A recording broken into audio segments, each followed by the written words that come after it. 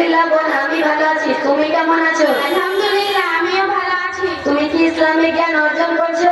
Islamic জ্ঞান অর্জন করছি তো। সকালে উঠে স্নান করে ক্রিম পাউডার লাগিয়ে এবং চুল সেটি করে মাথায় কাপড় না দিয়ে, এটাই তো ইসলামিক জ্ঞান, তাই না বোন? আস্তাগফিরুল্লাহ, আস্তাগফিরুল্লাহ, এটা ইসলামিক জ্ঞান নয়, এটা তো ফ্যাশন।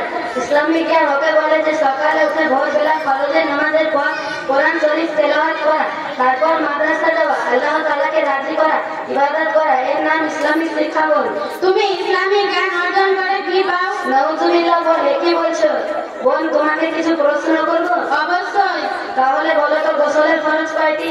ও, এ তো সহজ। গোসলের ফরজ 5টি। 1 নম্বর সাবুন থাকা, 2 নম্বর গামছা থাকা, 3 নম্বর বালতি থাকা, 4 নম্বর শ্যাম্পু থাকা, 5 নম্বর শরীর শুকনো করা। নাউজুবিল্লাহ, নাউজুবিল্লাহ, কোথা থেকে কোথায় চলে বোন? কেন বোন, আমার বলাটা সঠিক হয়নি? না, একেবারে। এই ইসলামিক ভিডিও ভালো লাগলে চ্যানেলটিকে প্লিজ সাবস্ক্রাইব করবেন, লাইক করবেন এবং ভিডিওটি শেয়ারও করার চেষ্টা করবেন। তাহলে তুমি আমাকে বলে দাও না বোন সঠিকটা? তাহলে শোনো, 1 নম্বর গড়গড়ার সহিত কুলি করা, 2 নম্বর নাকে নরম হাত পর্যন্ত পানি পৌঁছানো, 3 নম্বর সর্বশরীর ধৌত করা। বোন, তুমি আমাকে ক্ষমা করে দাও। আমার কাছে না, মহান আল্লাহ তাআলার কাছে ক্ষমা চাও। বোন, একটা কথা মনে রাখবে, যে কোনো ইবাদত যদি সঠিকভাবে না করি তাহলে সেই ইবাদত আল্লাহর দরবারে কবুল হয় না। আল্লাহু আকবার। আর যদি ইসলামিক জ্ঞান অর্জন না করি তাহলে ভালোভাবে ইবাদত করা যাবে না। আজকে তোমার কাছ থেকে অনেক কিছু জানতে পারলাম। তুমি যদি আমার সঙ্গে আরবিক কোচিং সেন্টার যাও তাহলে অনেক কিছু শিখতে পারবে। বোন, তুমি এবার ইসলামিক শিক্ষার গুরুত্ব বুঝতে পারলে? আলহামদুলিল্লাহ, আমি ইসলামিক শিক্ষার গুরুত্ব বুঝতে পারলাম। আসসালামু আলাইকুম। আসসালাম।